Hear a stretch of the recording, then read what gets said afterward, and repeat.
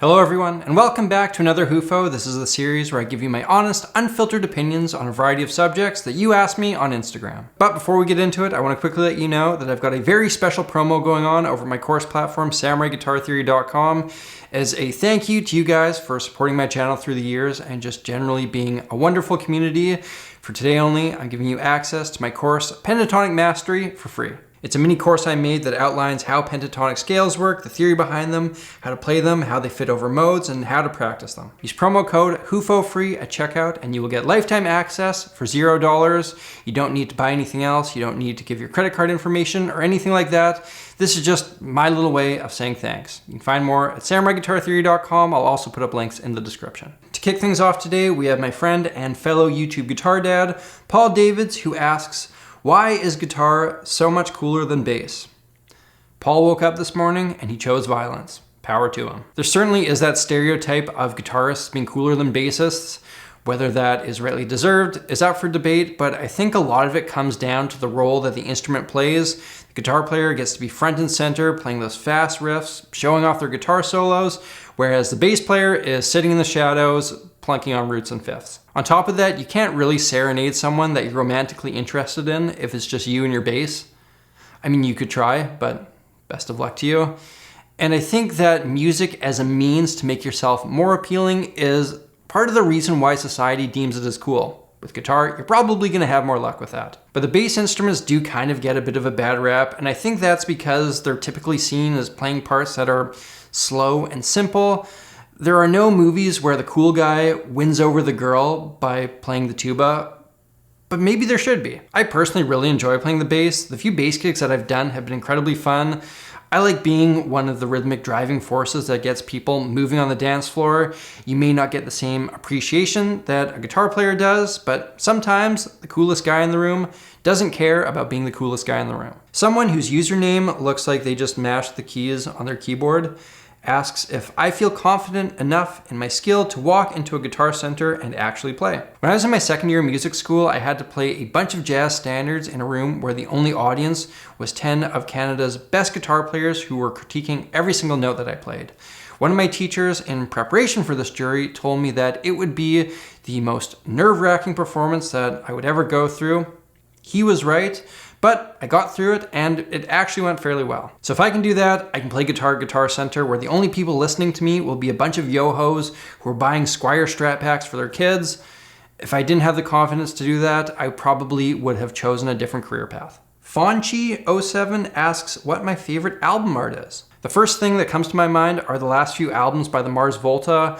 The art is all done by this painter named Jeff Jordan, who's just got such a cool vibe. I would happily hang his paintings in my house. Okay, this one comes from the GM of my beer league hockey team. My dear friend, Mr. Good asks, what other instrument do I wish that I played as efficiently as the guitar? My first instinct is to say the piano just because playing the piano opens up so many options.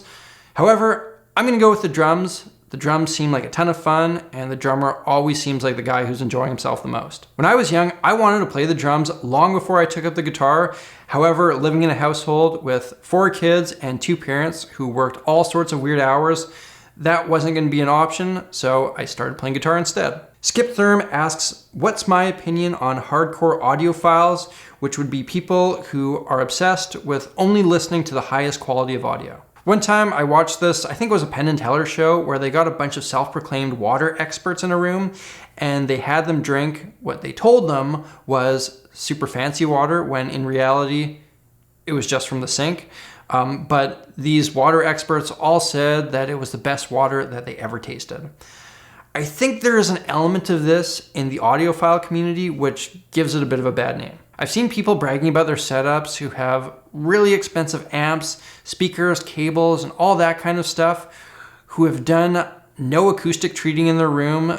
This kind of thing makes me wonder how much of it is really in their heads. I will say that I have had the pleasure to listen to music on speakers that were worth 5 times my car in an absolutely world-class studio, and it really was an amazing and totally different experience.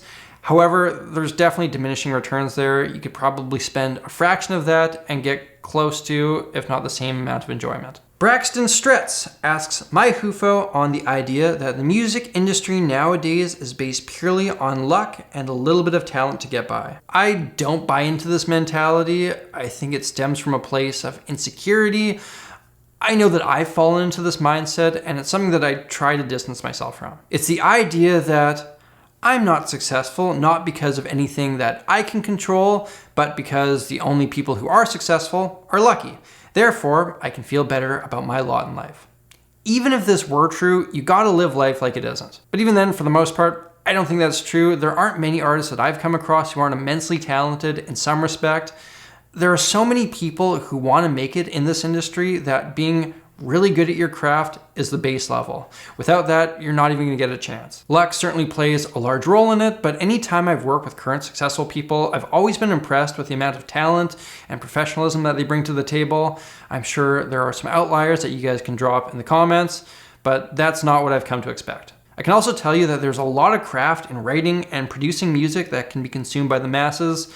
If you think that that can be done by somebody with marginal talent, I would encourage you to give it a try. It might be a fairly humbling experience, or you might find that you have a real knack for it.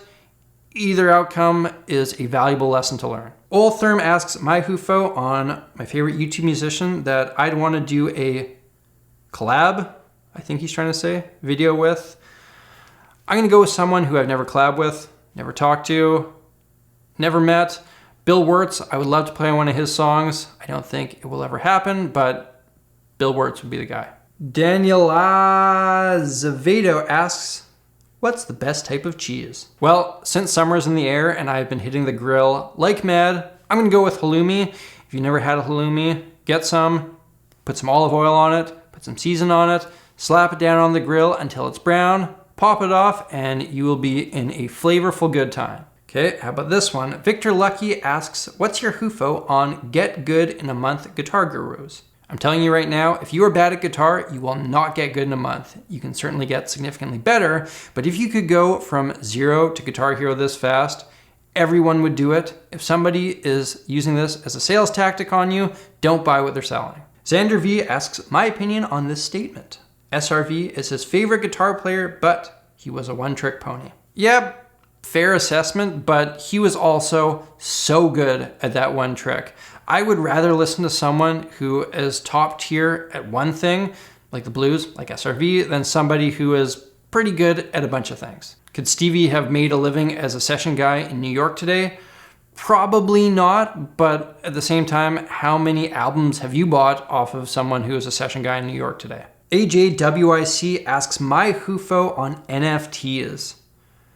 Oh man, this could probably be a video on its own. And just as a disclaimer, I feel like I'm only starting to kind of understand this world and am very open to having my opinion changed. So NFTs, as far as my understanding goes, are when you own a digital piece of art, which is a bit of an abstract concept in the digital realm.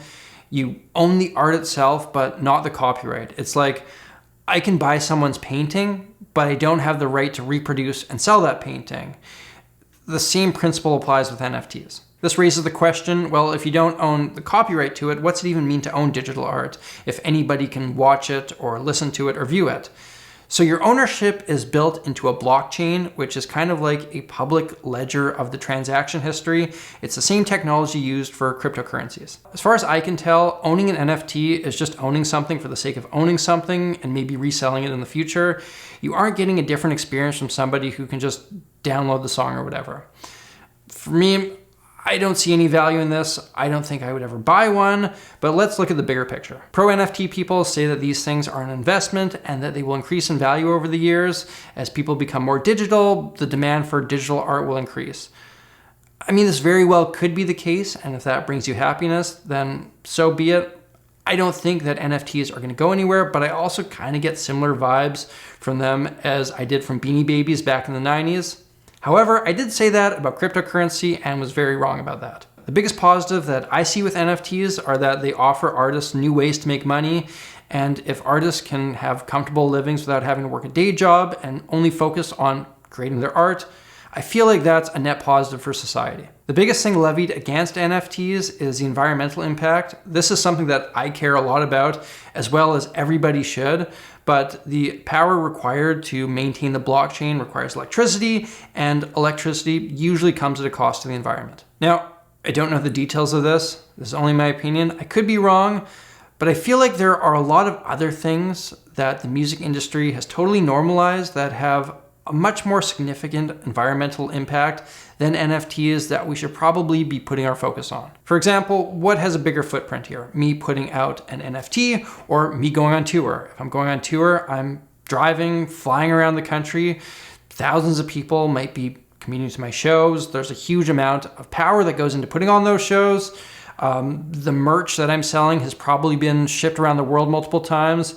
And who knows how many hot dogs are being sold outside my show that normally would not have been consumed. Now, don't get me wrong, I'm not trying to get rid of concerts. Live music is a very important part of the human experience, but I feel like putting our effort into finding ways to make that whole side of things more eco-friendly will have much more of an impact than rallying against NFTs. There are only so many fights that I can get into in a day. Some might respond to that by saying, well, the only thing that NFTs provide is a sense of ownership, which really does nothing for society, so let's just do away with them entirely. But I mean, if somebody sells an NFT and that means that they don't have to tour nearly as much, that's probably a net positive for the environment, unless I'm just drastically underestimating the amount of power that goes into making NFTs.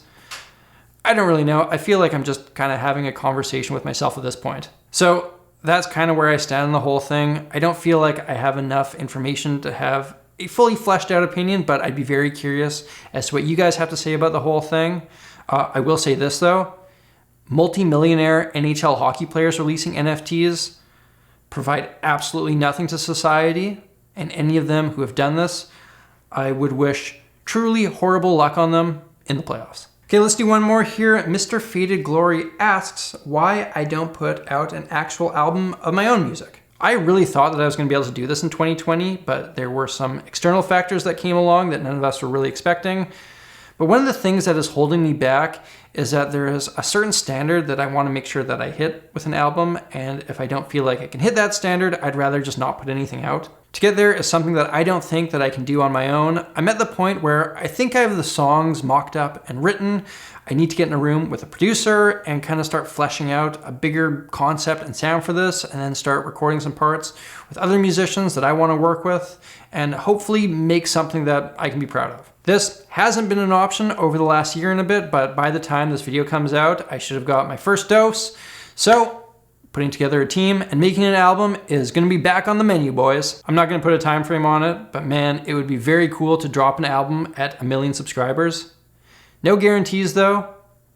I mean, no guarantees that I'll ever even hit 1 million subscribers, so that would be a very bad thing to commit myself to. Ladies and gentlemen, another Hoofo in the books. Thank you to everybody for submitting their queries. If you want to get involved in a future one of these, make sure you follow me over on Instagram and pay attention to my stories. Remember, it's Viewer Appreciation Day over at SamuraiGuitarTheory.com. Use promo code HUFOFREE on pentatonic mastery and you'll get that course for free. Thank you all for watching. To get caught up in the Hoofo series, hit that link up there. If you're new here, hit that subscribe button, ring that bell, and stay tuned for a wide range of musical content.